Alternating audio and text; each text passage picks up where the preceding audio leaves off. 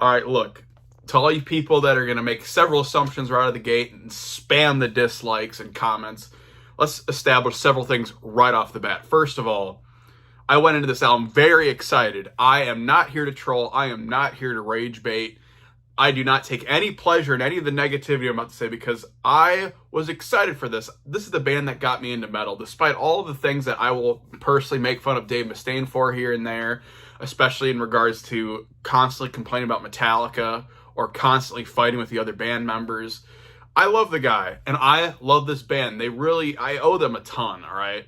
I was very cautiously optimistic, I'll say, going into this album, because Megadeth has had sort of a rut that they've gotten themselves into over the past several albums, where it seems like they'll put out a great album, a not as strong album, and then garbage, essentially. So I went into this cautiously optimistic, especially hearing that out of nowhere, this was going to be the final Megadeth release, and the accompanying tour will be the end of the band. And we'll kind of go more into that at the end. But ultimately, I was like, I don't know. And then I hear the first single, Tipping Point, opening track on the album. I've grown to like the song more, and the album has pretty good sound, good production, which is hard to come by nowadays when everything's so overproduced. But the guitars sound awesome. And overall, it's a pretty damn solid song, but, you know, weird opening track considering so many of it is mid-tempo and chugging. But then we got the follow-up single, I Don't Care, which seemed to be taking deliberate digs at the former bassist David Ellefson for his e-sex escapades. But a lot of people were not having the most positive reaction to that song. I actually don't mind it. I think it's kind of goofy and fun. But I saw so many fans in threads complain about this. In fact, I saw a poll where it won as the most hated Megadeth song ever, which I don't know how long that's going to last. I mean, come on. You're going against stuff like Crush 'Em, which is renowned as the most terrible Megadeth song ever. But then we heard the third single, and I was sold, completely sold at this point. Even though the lyrics are goofy on Let There Be Shred, I was excited because I'm like, all right, a speed metal song, you know, old school. It feels like they got some pep in their step, some energy in the band, and as goofy as the lyrics can be, I mean, have you ever listened to an 80s speed metal album? They all sound like that. And it worked. And I want to take note here that I was also very interested in the fact that brand new guitar player that replaced Kiko, Timu, however you pronounce his last name, from Winter Sun, was co-writing almost everything on here. So I thought, oh, god damn, this is the most collaborative Megadeth album ever. So we're going to get something interesting here. And typically when that happens, you're going to get interesting stuff like Countdown to Extinction. So I'm on board at this point. So I get the album early, and I listen to it, and I don't even go into it the world's best expectations in here, and just, you know, expecting to be blown away by, I don't know, something heavier and crazier than the 80s or something. But I just went into this with an open, earnest chance, beginning to end. And I'll put it this way. Those three opening singles, I'm not going to say something corny like if you like those songs and you like the rest of this album. Those are by far the best songs on here. Because what I was not expecting is for a vast majority of this album to be mid-tempo, sluggish songs with Dave attempting to be a singer again. And now, yes, his voice actually does sound way better than it has in the past several years because he got rid of the cancer and because he's been going through vocal training exercises. But it just doesn't work. It's like trying to be where he was on Super Collider with the vocal performances and like trying to make them like poppy choruses, and it doesn't work still. Now, granted, I will say in a lot of the vocal performances in the verses, sorry. What I will say is the vocal performances in the choruses are weirder than they are in the verses. The verses are typical goofy Dave Mustaine doing a snarly, and that's where he's honestly the strongest.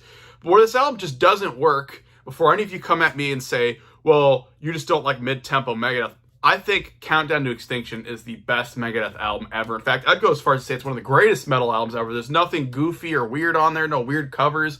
Just beginning to end, 11 amazing songs, front to back. To me, it's perfect. And even Euthanasia I love, and that thing really is just mid-tempo beginning to end. This thing is completely lifeless. There's only maybe one song in here of all the sea of mid-tempo slop on here that even has like sort of a heavy groove to it. And that just reminds me of Psychotron anyways. But the rest of it puts me to damn sleep. no energy, no pep in their step. Hell, I expect more energy and aggression and metal from like a Saxon album. And with those singles, you'd be expecting this to be, at the very least, faster heavy metal or something. But most of this is just kind of bottom of the barrel filler songs that are mid-tempo and heavy metal. Like, there's not even really any thrash crunching on this thing. It's not really a thrash or speed metal album, which is a weird way for Megadeth to go out. Even the last song here, The Last Note, which you'd expect, all right, get us in that old school mindset, Dave. Let's say goodbye on a high note. It just feels meandering. There's like weird grungy parts in there. And when it finally comes in, it just doesn't feel like it's getting going. Hell, even the new Creator album that just came out, and these guys are just as old, are killing it. It feels like they're just as young as they've always been musically. But I don't know what's going on here. It just feels like almost a Dave Mustaine solo album. You know, like a singer-songwriter series of songs that he just did. And they're like, all right, let's put heavy guitars and drums on this thing. And speaking of drums, you know, you have someone like Dirk, who's supposed to be amazing, and there's really only one song on here that he actually sounds like he's in there, not just a drum machine, and that's the song called Made to Kill, and even that is not that good. It's one of the only faster songs on here, and it's boring. And I would even accept them doing these series of mid-tempo songs that are even a little more fillery and forgettable like they are, and they don't have these grooves or really heaviness to back them up, as long as they got faster as they went along or something interesting. But they don't have any unorthodox song structures that Megadeth is known for. There's no speeding up.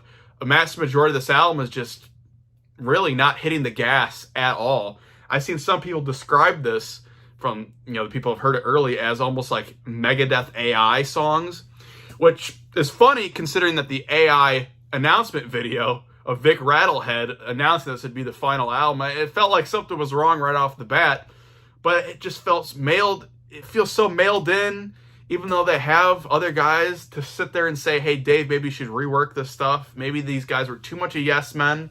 I mean, the guy is named Timu after all. And I did, you know, as much as I'm making jokes here, I do not take pleasure in this. I wanted to like this album. I've given it several listens now, and it gets worse the more I hear it. I mean, just going off songs I barely remember, I could hardly even hum them to you. You have Hey God, which is really not good at all. There's like weird guitar melodies in there that just seem like they're doing, what, King Crimson or something, where it's atonal and strange. And none of these riffs are particularly memorable. The lyrics are bizarre. And you have songs like The Puppet Parade, which is just whatever. Like I said, Made to Kill is not very good. A song called I Am War, which you'd think would be awesome, it's totally whatever. What's that other song called on there? See, I've heard it so many times now.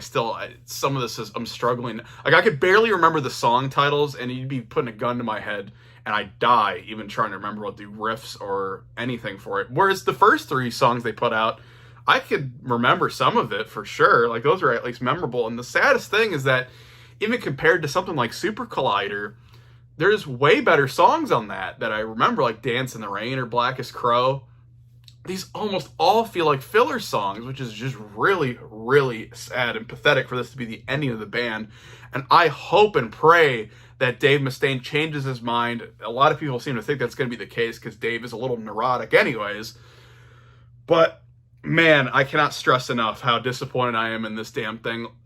Everyone's saying it's the new Super Collider. I don't think it's as bad, but it's almost as bad. To me, if I were to rank all the albums, it'd be towards the bottom. I'd say it's the new World Needs a Hero, where we're all expecting something awesome, a last hurrah, because even at that time, Dave was saying we might have to put out one more album. This will be the end.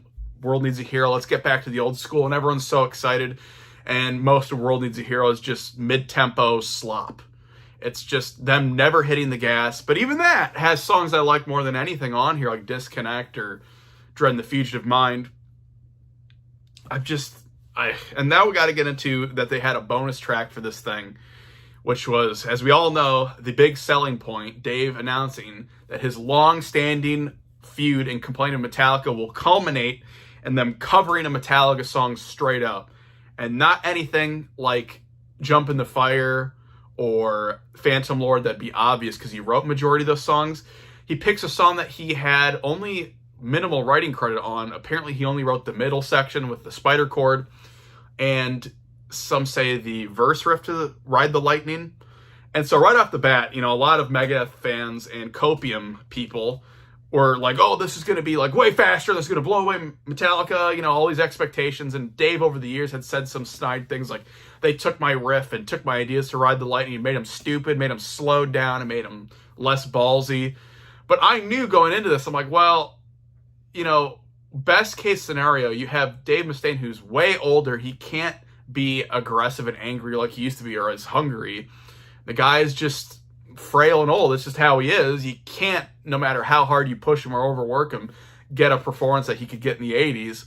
And you have a bunch of musicians that just don't really have a good fire behind them. They're a lot of just kind of studio trained people. And you don't have that iconic Ride the Lightning production with all the reverb, and you don't have the 80s hungry Metallica energy, or let alone Cliff Burton there. And so I thought, well, maybe they'll at least do something ridiculous, like overcompensating, make it unbelievably fast beginning to end, 2x speed, ram it with guitar solos beginning to end, and it'll at least be interesting. But immediately, right off the rip, essentially, it just sounds like the exact same thing beginning to end. With all that talk, with all that bluster, we're going to cover Ride the Lightning, and all the fans are like, this is going to be awesome. It's just them covering it exactly the same. So it just is pathetic. And my brother, who's a huge optimist, I played this for him in the car and said nothing about any of the setup that this is Megadeth or anything. I just let it rip, and he said, ew, turn this off. So it's not good. In the vocal performance, you're not competing with anything difficult here. It's 80s James Hetfield, who just sounds pitchy and young and brash. But even that, Dave Mustaine is all over the map vocally on this. And the rest of the album, he sounds relatively okay, so I don't know what's going on there. And then when the big moment comes, I'm like, well, okay, let's at least see what he does with the guitar solo. It sounds like him and Timu, if my ears are detecting this correctly, both cover the guitar solo. And when time came to shine, you know what Megadeth does? With all this talk, with all this bluster, they do the exact same guitar solo, note for note, as Kirk Hammett without his iconic guitar tone of the 1980s. So what was the point of this? And I can't believe it. I saw someone in one of the forums that was like, must have been the biggest Megadeth nut writer I've ever seen say, well, Dave really smoked Kirk with that. You guys need to seriously leave this cult, because it is the note for note exact same guitar solo. And how I know that is that I know how to play the guitar solo. So I've heard it a million times. It is in my soul to know this guitar solo. And it is note for note exactly the same. The only difference is that it sounds way overproduced and sterile without that really cool Kirk Hammett reverby sound. So what is the point at the end of the day? What was even the point of doing this album? They could have just said, hey, it's over, and then end things on Sick to Die in the Dead. And I think us fans would have been happier with that, because this is just a pathetic way to go out. Especially a song like The Last Note. No one thought at any point, hey, maybe if this is going to be our last album and we're struggling here, we should just fill it with energy or do something in post-production, or maybe do another song to end it, or do a couple more songs, energize the base of this album, and it just feels dead and lifeless beginning to end. And it's just sad and pathetic. At this point, I think it's a lot like that Metallica album, 72 Seasons. Wow, look, this guy's comparing it to Metallica, right? But as weak and lifeless and as lazy as that album was, even that was more interesting and had more pep in their step and was faster. All this talk about how Megadeth is more fast and intense. Wow, then why is the average beats per minute on the last Metallica album consistently way faster than this? In fact, I think most of the songs in that are up-tempo. So, what happened here? Well, we were told late into the game, actually, that this is the final Megadeth album. It's not like they couldn't do it anymore and then went in the studio and then did the best they could. They did the best they could and then said, well, I guess this is it. And I had my theories, as you all know, that this was because Dave was struggling to sell tickets to shows, that there was decline in album sales. And as many of you pointed out, that are actually intelligent, hey, maybe this is more so systemically across the board that bands like Megadeth and Judas Priest even are going to start becoming opening acts, and more modern hard rock bands like Disturbed, even though they're not necessarily growing in popularity, they're not losing steam like Megadeth is financially. And yeah, Dave Mustaine's a millionaire, but I think the biggest problem here of why Dave had to throw in the towel, because he is just the absolute most abrasive last person on this planet that I would ever willingly retire. But we've all seen some recent interviews with him where he just looks like he's physically and almost mentally struggling. And he said that while they were making this album, his hands were hurting really bad. He has advanced arthritis in his hand. So it makes sense that they would have to hang it up. But what doesn't make sense is that they had to throw in the towel with something as pathetic and as weak as this. If I had to give it a score, I'm going from somewhere like a 5 initial listen, but the more I hear it, the more I think it's like a 4 out of 10, guys. I'm so sorry.